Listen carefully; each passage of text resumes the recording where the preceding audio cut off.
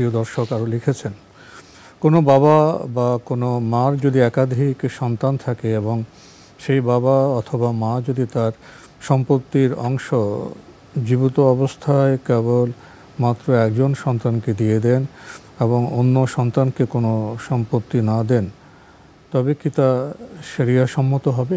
কিভাবে শরিয়া সম্মত হবে? আস্তাগফিরুল্লাহ। শরিয়া লঙ্ঘন করে যে বন্টন, সেটা শরিয়া সম্মত কিভাবে হবে? আপনি প্রশ্ন করতেছেন শরিয়া সম্মত হবে কিনা। এটা কত বড় অপরাধ!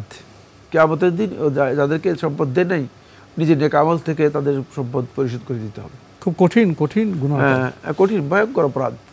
আর আল্লাহর বিধানের উপর হস্তক্ষেপ করার কারণে নিজে তো সম্পদ বন্টন করার অধিকার রাখেই না, তারপরে ওই সম্পদ কিয়ামতের দিন ওই সন্তানদেরকে নিজের নেক আমল থেকে পরিশোধ করে দিতে হবে।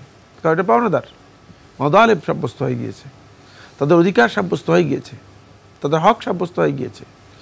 বাকি যেহেতু আল্লাহর বিধানকে লঙ্ঘন করে নিজে বন্টন করেছে, নিজের মন মতো বন্টন করেছে, এর জন্য সে অবশ্যই আল্লাহ তাআলার বিধান লঙ্ঘনকারী হিসেবে কিয়ামতের দিন উত্থিত হবে।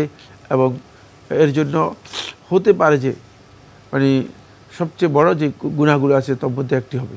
কারণ হলো আল্লাহর বিধানকে অস্বীকারী এবং আল্লাহর বিধান লঙ্ঘনকারী ইচ্ছাকৃতভাবে দুইয়ের হুকুম এক, শাস্তির দিক থেকে দুইয়ের হুকুম এক।